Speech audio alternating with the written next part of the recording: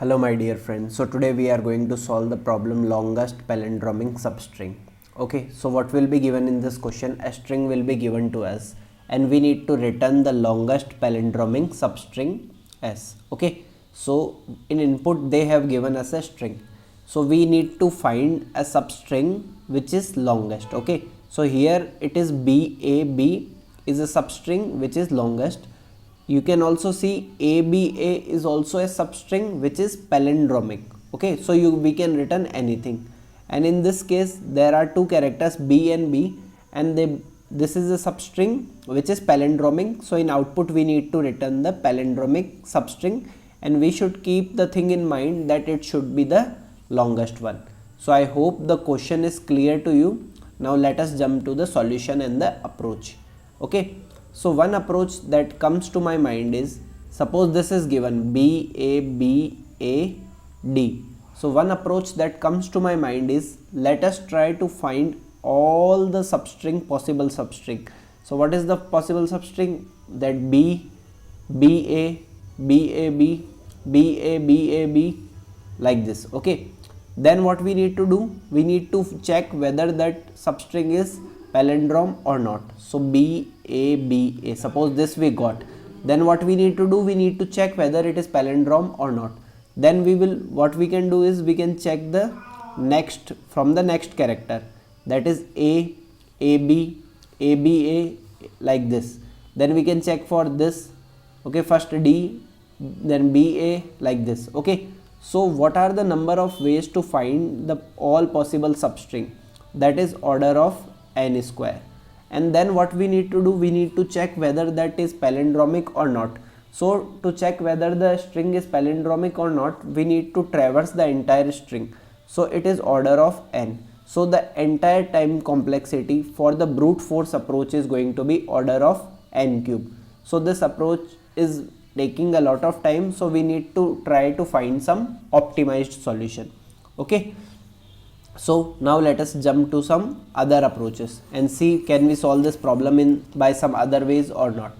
Okay, so the next approach that comes to my mind is, what is the basic criteria we are going to use while finding a string is palindrome or not? What we are doing? We are checking whether the characters are equal or not. So BABAD, suppose this is given to us. Okay, let's say this is given BAB. So how we are checking the characters are palindrome or not? We are checking that the last character is palindrome or not. Then we will come and check the second last character like this. Then we will check this. Then we will come to the center. Like now what I will do? I will start from the center only. Okay, I will start from center and then I will move to the both the direction, and I will check whether the letters are equal or not. If the letters are equal, I will move to the next element. Okay, like this what we are going to do, instead of starting from end, this time we are going to start from the center. Okay, so how we are going to start from the center? So what we are going to do? We are going to run a loop. Okay, so first of all it is going to start from first character. Okay, so first character is B. So for B it is going to check whether the left elements and right elements are equal or not.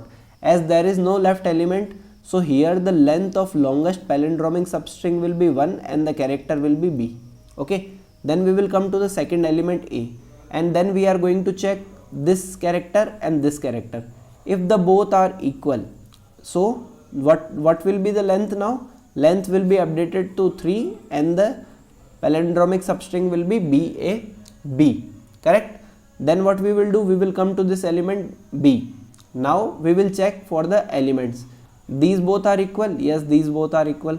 So length is going. Then we will check for the next element. So here it is B, here it is D. The elements are not equal. So we can say that length is now again 3, but the elements are A, B, A. Perfect. So then we will come to this and we will check for this.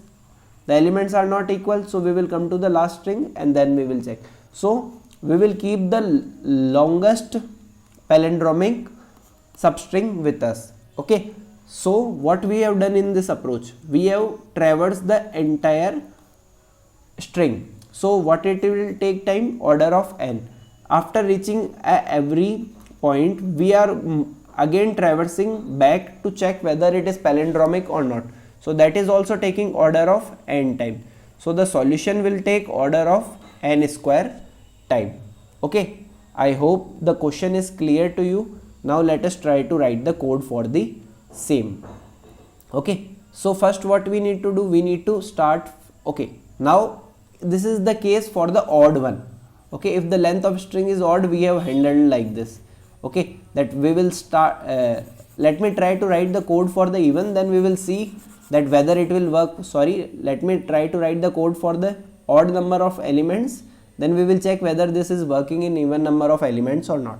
Okay, so first of all what we are going to do, we are going to declare a result which is an empty string, and result length is equal to 0. Initially it is 0. Then what we will do, we will start traversing the string s. Okay, so it will be like this: for I in range of length of s. Okay, then what we need to check, we want two pointers. Okay, left pointer and right pointer. So initially left and right both will be at I. So left, right both are going to be I. Perfect. Then what we are going to check, we need to check whether left pointer and right pointers. So suppose we are at the center position. Okay, so initially left is here, right is here. Then what we will do, we will move left will be decreased by 1 and right is going to be increased by 1. Okay, and when they are going to be increased by 1, when the characters are equal. Suppose we are here now A. So when you are going to increase, when B and D are equal, then only you are going to increase it. So here we need to check the condition. So first condition is that left should be greater than equal to 0. Okay, it should not go beyond this place. So it should be greater than equal to 0, and right should be also less than the length of s. Perfect. And one more condition, that element should be equal. So s of left should be equals to s of right. If these three conditions are satisfied, that left should be in this length of the string range only, left and right, and the elements are equal, then only what we are going to do, we are going to check if it is greater than the previous length or not. Okay, so if now suppose we have the elements like this, B A B A D. So right is here, left is here. So how you are going to calculate the length? It will be right minus left. So this is 0, 1, 2, 3, 4. So 3 minus 1 will be 2. But we know that actual length is 3. So plus 1. So if this is greater than the result length, okay, the length which we already have, if it is greater than the existing length, it means we have got a new substring.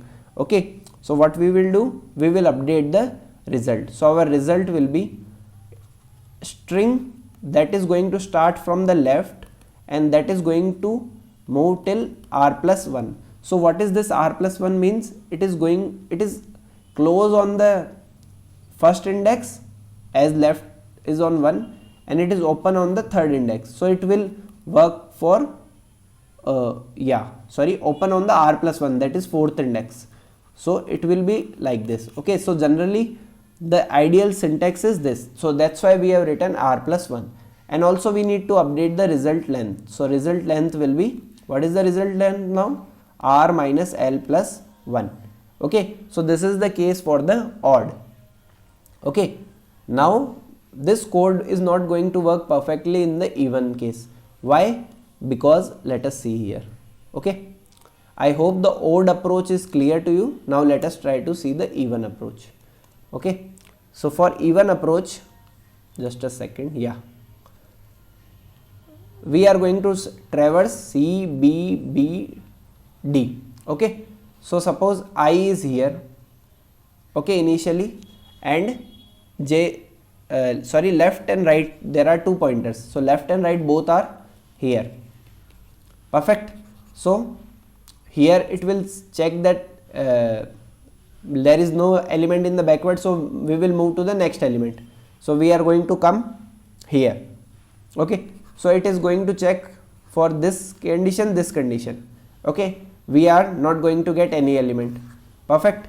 Then what is going to happen? We will come to the next element here.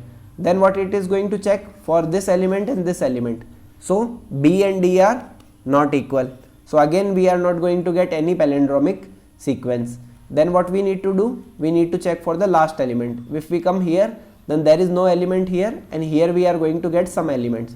So if we are going to use the same method, at that time we are not going to get any palindromic substring. But you can see here in output we have B and B. Okay, so we need to handle this edge case. So how you are going to handle this edge case?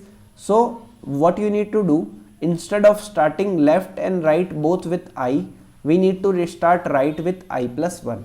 Then the case is going to be handled. Okay, so let us try to write the code for the same.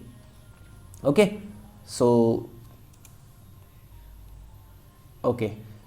I have already written the code for you. So we can check that result is initially empty and length is 0. What we have done, we have started traversing for the length s. If the length is odd, left and right pointers are starting from I, and we have applied all the three conditions, that left should be in the range, right should be in the range, and the element should be equal. Then we have checked whether if the if the r minus l plus 1 is greater than the result length, then we are updating the result, and every time we are reducing l is equal to l to the left hand side and r to the right hand side. And I told you for the even length we are going to handle like this. L is going to start with I and r is going to start with r plus 1. Rest everything is going to be same. Okay, now let us try to run this code, and I hope this is going to work absolutely fine. So you can check out that it is working absolutely fine. Okay, so you can see that this is working fine. So I hope the approach is clear to you. If you have any doubt, please let me know in the comment section. I will be more than happy to solve all your doubts. Thank you.